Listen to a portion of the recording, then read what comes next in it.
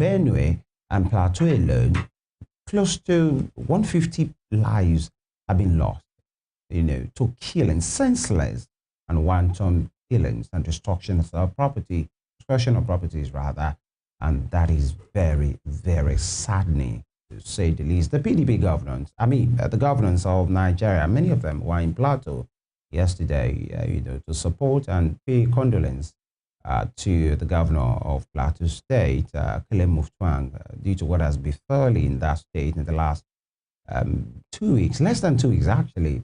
Close to 100 persons have died on the plateau and in Benue as well, where Governor Yasin Talia is crying out loud with what is happening. And some of the pictures these are just some of the pictures that can be shown. Many of those pictures are too gory to even be displayed, because when you have children being slaughtered in their sleep with deep machete cuts in their skulls, then the graves you are seeing are those that are being dug up almost every week for mass burials of humans. And this is part of what we are seeing. A group, they said they are the Concerned Christian Youth Forum, has raised alarm over the relentless killings in Benue and Plateau State, lamenting the rising number of mass burials as a result of incessant attacks by armed bandits and criminal gangs. And speaking in Abuja on Wednesday, the convener of the group, James Paul Adama, described the spate of violence in the North Central region as a national tragedy, warning that the continuous loss of innocent lives threatens the corporate existence of the country. I quote him. He says, "We are tired of mass burials. We are tired of digging graves for our people week after week." And, you saw that grave there being dug. This human carnage must stop, and the perpetrators must be brought to justice without further delay. He condemned what he described as government's slow response to the worsening security situation in the region, and called on security agencies to redouble their effort in safeguarding vulnerable victims. While commending the gallantry of the security personnel in affected areas, the group stressed the need for urgent and decisive action for the federal government to restore peace and stability. And he said, and I quote, "This is not just about Benue and Plateau. It's about the future of our nation. Every Nigerian deserves to live in peace and in dignity."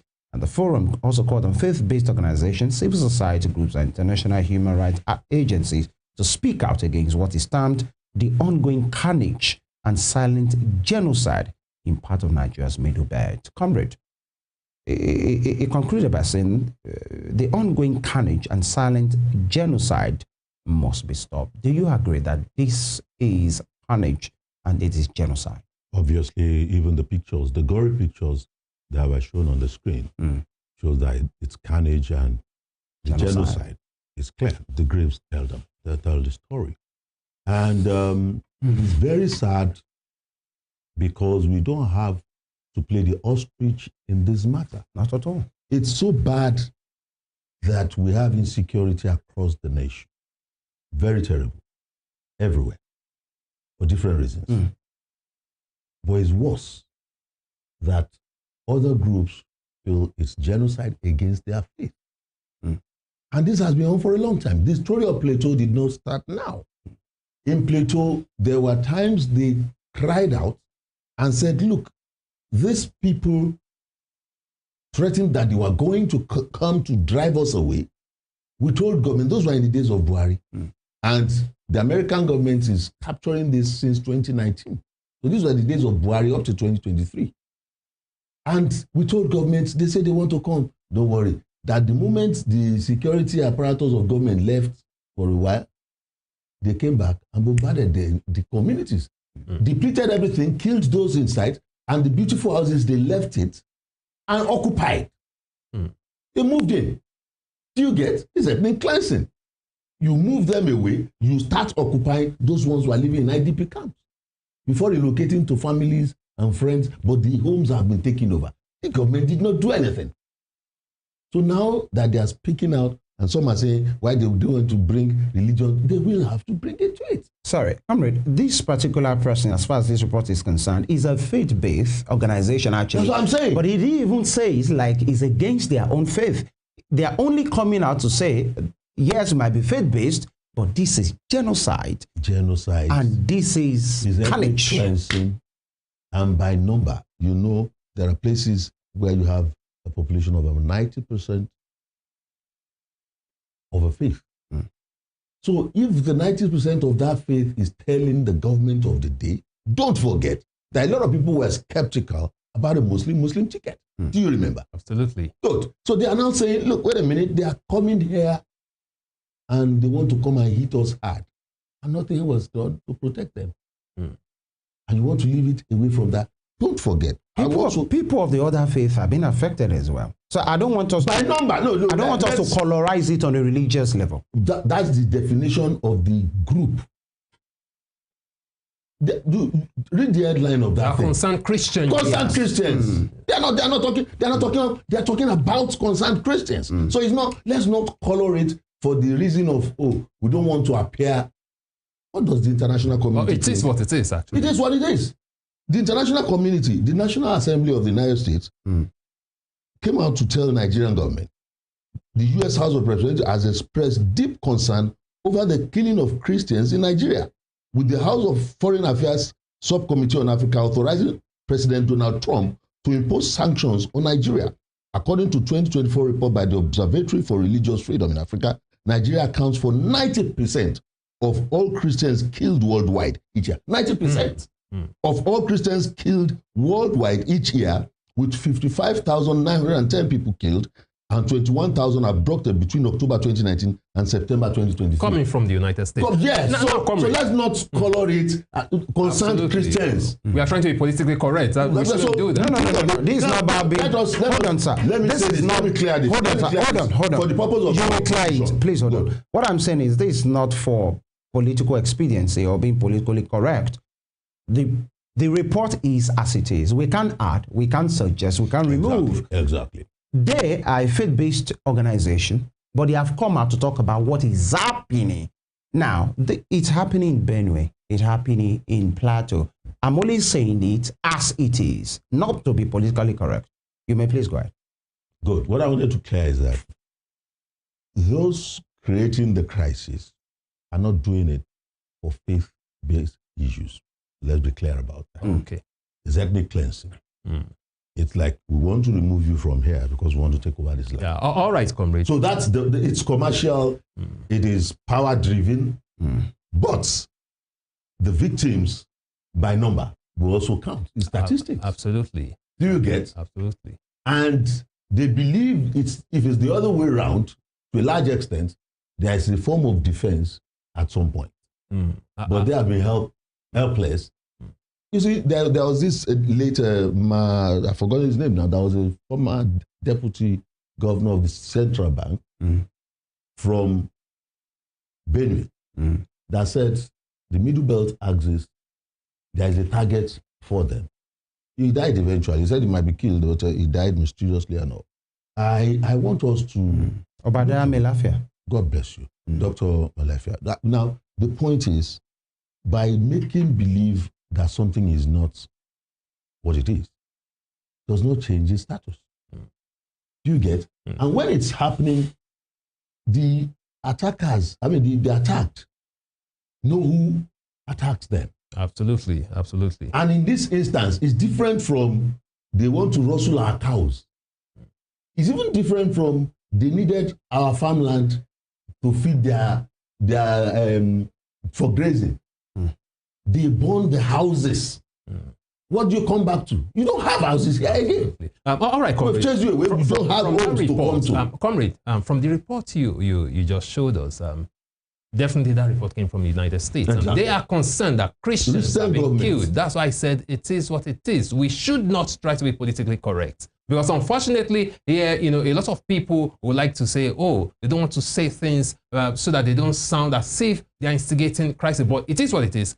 It is clear that Christians are being affected there. And even the United States are saying it as a genocide, as a war against them. It's quite unfortunate. But comrade, let's look at this from this angle.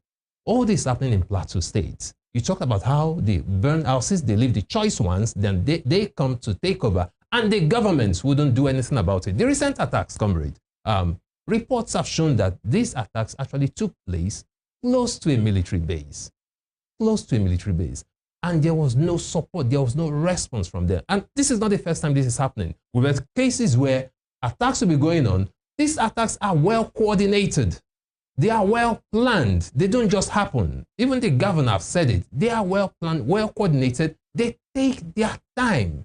They perpetrate this carnage. Wow. Nothing happens. What are the security agencies doing? And the government is silent. The president so far. Imagine all this, comrade, happening. And of course, Nigerians are watching. The president is not even in Nigeria. Well, many Nigerians, okay? Not just because he is a member of the opposition. He was an opposition figure in 2023 elections, talking about Peter Obi. Other Nigerians have spoken out, have called out on Mr. President. This is happening in your country. You are not saying anything. You are away on a working visit, as they say, according to the presidency. That is on a working visit. Are you not concerned, comrade, that all this is happening? The government is not doing it. What do you think is playing out here? Do you really think that they are playing politics with the lives of people in Nigeria? Exactly, that's the thing. That's the definition of it. You know why I say that? From that report, those people said they commended the security operatives, but that the government, they kept going back to government. The commander-in-chief, somebody must give instruction. Absolutely. They don't just act. They don't act on their own. And so if you don't give them instruction, defend. There should be, the onus is on this government that came with that ticket to say wherever this is security, surround, protect, and prevent. Totally. So that we will not be seen as allowing this to happen on the basis of religion. You get? Now, those ones said, they kept commending the security operatives and saying government should give direction. So it's telling us there is a lacuna there. Those who are supposed to instruct, they are not giving the instruction. But comrade, why do you think the government is being silent? What do they have to gain? What is the interest of the government by keeping silent? What point are they trying to prove? I'll tell you, the ragtag army of those people we are talking about got ammunition. How did they get it? They are an army of a political grandstanding group. They were created. It's just something that at times you create, you cannot control. That went out of control. The creature becomes a monster. A monster. You didn't know you were creating. You thought you were creating an army that could work for you. God will judge everybody. That's the reality of it. Because when they were accusing some governors during the Chibok girls issue, do you get the drift? Security operatives were there. Some of them are still in service, some have left service. You remember that man that spoke on channels? Spoke deeply, I don't know about it was a Commodore that said, look, we plan things at times and do it this way or that. And that this insecurity thing we are talking about, some people actually conscripted even from outside, from the Sahel region, an army that would occupy in case Jonathan does not want to leave. And Jonathan was saying his ambition is not worth the blood of one man being shed.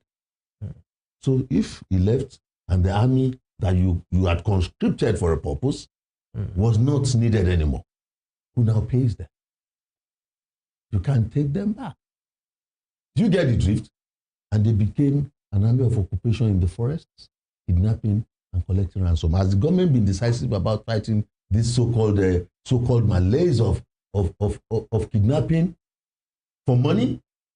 It became a commercial enterprise. And it's sad enough that a general in the army was kidnapped. In saner climes, they recall all retired generals and say, look, flush these people out. But the general has contributed money to pay to free their own. So we have lost it. But my question, comrade, why is the present government keeping quiet? What do you think is their motive here? What exactly do you think is their motive? Why are they not acting? The Yorubas will say, we were not all there. You might want to translate that for a non-Yoruba speaking audience. He who knows how a dwarf gets pregnant must know how she gives birth. Okay. Directly, you understand? Those who know how these people came to be. We have seen clips of interviews with some of them that will say they just come with helicopters and drop ammunition for us. Does a poor man have access to a helicopter? Do you get? We have listened to an El Mustafa tell us a retired army officer tell Nigerians that it's all about mineral resources? How can you get access to mineral resources that you don't even report to government, you don't pay any tax on? How can you get it if people are farming on the land? Destabilizing the place. So you must remove people from those farmlands and then go there and desecrate the whole place and bring out the minerals and fly it through airstrips, not airports. All these things are going on. Are we not in Nigeria when they said about 11 or 14 kilometers of underground pipes is what is used at the Tahita, what's this Tompolo? Tantita, when the noise was much. Before, did you understand? Have you heard anything about it? Has anybody been caught? So it's a ground operation of the criminal gang in Nigeria, and it's unfortunate they are using people's lives as pawns and cannon fodder. How about the collaboration of foreign organizations? A United States citizen, in fact, made this allegation. A member of the House of Reps said that you say the United States agency is actually funding terrorism in Nigeria. The Nigerian government did not do anything about it. What is the business of these people? I mean, if you don't manage your home well, somebody will come and take it over. Because they actually said they saw foreign currency with some of these bandits. They saw dollars. I mean, foreign currency with them. How are they getting it? That's look, I'll tell you, very close to me, a relation, very, very close to me, was one of those kidnapped on the Kaduna train. You know the trauma they went through? You know the number of months they stayed in captivity. Right. At that point, they were paying about $200,000 per human person. Convert that into naira. Even the General Siga, you just mentioned now, spent almost 2 months in captivity. But 2 questions for me as we, on the home drive right now. By definition, genocide means the deliberate and a systematic destruction in whole or in part of a national, ethnic, racial, or religious group with the intent to destroy that group. This destruction can occur through acts like killing, causing serious harm, and preventing births. And the term was coined by Raphael Lemkin after the Holocaust. We all know what happened with the Holocaust. Now, first question is, who are these people? The pattern are quite different. What is happening in the Southwest is quite different than what is happening in the Southeast with the agitations and the unknown government issues, wreaking havoc there. And what is happening in Borno State, it's quite different from what is happening in, in the North Central. And these are the issues. But staying with what is happening in Benue and Plateau, they'll come, they kill people, they slash throats, they do whatever. And you can see some of those communities, they are not really communities that you call tush, of well-to-do people. Whatever has been there is what they will burn to the ground and then leave and then wait for the other thing. It happened just before the Christmas. This same Plateau, it has happened twice in the last 2 weeks. If it's really about genocide, staying with what is happening in Benue and Plateau, who are they? If I may ask. Now I'm happy the way you defined yes, that's a conventional definition. That's a good one. I said it then, it has to be ethnic cleansing. I use that language. And when that is happening, it will still come to the religious angle of it. What population is being moved out of that place? Do you get it? Now, it's unfortunate. What type of nation do you find where people will have a brawl, and when owners of homes, that one you said that it's in the suburbs on the elitist, there were elitist communities close to those places that they first of all took over some 5-6 years back, where people have their decent homes. They were chased. I understand. We are trying to unravel their identity. Who are they? Now, the identity is what I've told you. The army of occupation came from within and outside. Deliberate. It's not accidental. It was an army created by a people initially made to believe political strength and power, made to believe that our own faith over some other people's and united in that vision. And they created an army. And in the creation of the army, conscripted even from outside. And those are the forces now coming. And unfortunately, those people of ears to the ground, the victims, will tell government who is supposed to save them. Please rescue and save us. They are planning. Don't worry, we will. And they just come around. So how do we prevent this from happening? Because Nigerians are tired. And you know, when Daniel said, it seems the government is silent on the matter, so to speak. But then we have seen press releases and all of those things. Nigerians are tired of that, I'm sure. It's the acting. Genuinely. The act. Caleb Mutuang went there to one of those communities. He was apologizing and all of those things. We have failed the people and all of those things. And later, he did a state broadcast by saying we would do more. Let the communities take charge. We have to protect ourselves in, with the supervision of the military and the security agencies and all of those things. And it seems, are we really helpless? And what can we do? It seems everybody is just for itself now. In that place. Is that where we are? And what can we really do beyond what the governor said? Where I'm saying we don't have to be pretentious. No, we don't. Remember, it took a General T.Y. Danjuma, a retired general in the army. He was not pretentious about it. He said, Christians, defend yourselves. They won't defend you. That's why in Buhari this. He said, this government will attack you by some other forces. Go defend yourself. So it's still self-defense for you? That is the same thing is happening now. You understand?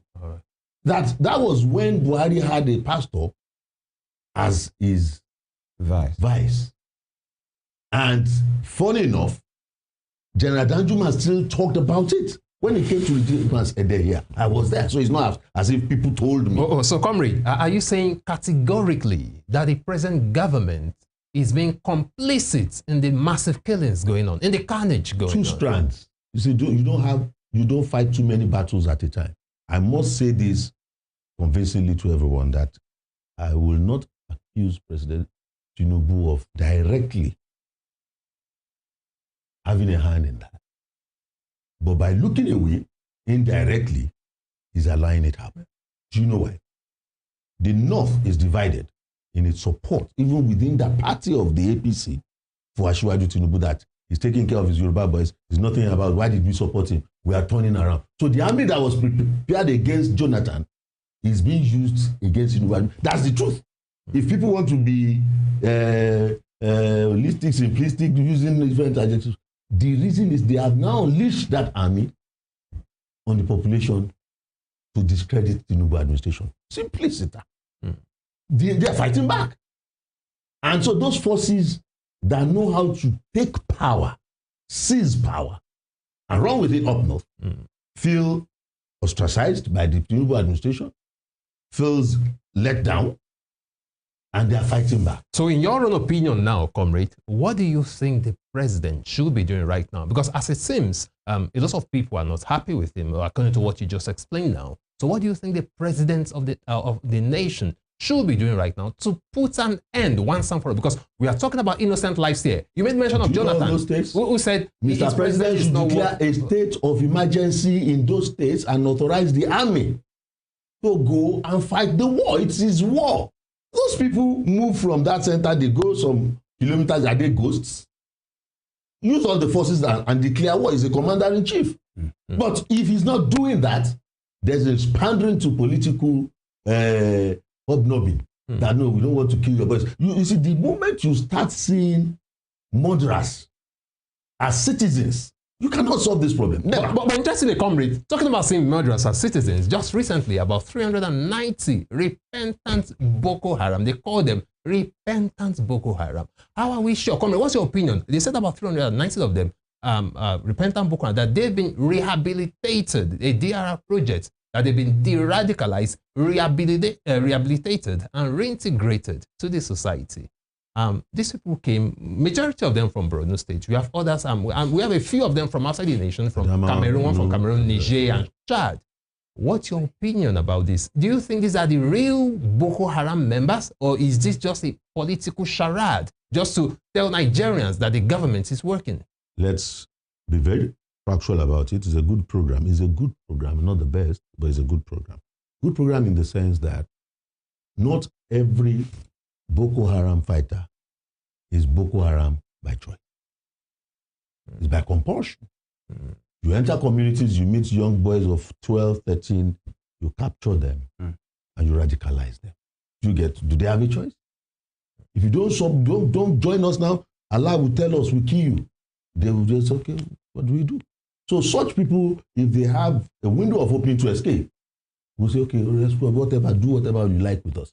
But we have heard the story before, during the days of Buratai, that some of them came, went through all the process, got information about the camps and the rest, and came back attacking the camp, giving information to the Boko Haram people. You get so it's not. It has been evident that it is not. There is no hard and fast rule about this as a solution. The solution is being truthful about it. All right. These people have killed. We have to go. They have murdered. So, Comrade, you're saying they should declare war against them. Are you not shocked that with all these killings, the president has not spoken about an emergency, even if it is not total, even if it's not removing the governors because they are members of the party, but that the army should go there? All right. And so, to my mind, those are places we are still. But he has repeatedly given marching orders. How many people have been killed in rivers by violent shooting of gun on account of the electoral, political issues that warranted? Thank you very much. Larry Fadansi, he's a comrade and, of course, a public affairs analyst. It's always a pleasure to speak with you. Thank you very much. Thanks for having me. For being here. And this is entirely about Nigeria. We are all patriots and we should speak truth to power and act in the same vein as well. Thank you, distinguished viewers, for staying with us all week. It's been an absolute pleasure, to know that you are there. And of course, listening, watching us right now, speak to these issues from the headlines to the conversations. Thank you very much. Femi Ojo is my name. And I dare say, compliments of the season, happy Good Friday to you. The festivities, I think, start right now. Do it in your own way, but please be responsible and don't forget the message for this season. It is absolute love and sacrifice. Again, I'm Femi Ojo. Big shout out to the production team that has worked with us all week. And of course, to Daniel. Absolutely. And don't forget that you can check out this conversation on YouTube and other social media, and on X, on Instagram, and on TikTok, on Western Spring Television. Thank you once again for staying with us. This is what we do here. We tell the story as it is. And we do hope you had a nice time with us this week. Let's do this again next week. We do this every day from Mondays to Friday, Morning Spring on Western Spring Television. Emeka Daniel is my name. Do have a wonderful weekend. And of course, happy Easter to you. Thank you for joining us. And of course, before we go, against all the naysayers, Man United won yesterday, but then either they will go ahead and win the trophy, is another conversation already. GGMU, that's what they say, go Man United. But then we'll see you next week from Dalian and I, and of course the comrade. Happy Easter. Happy Easter.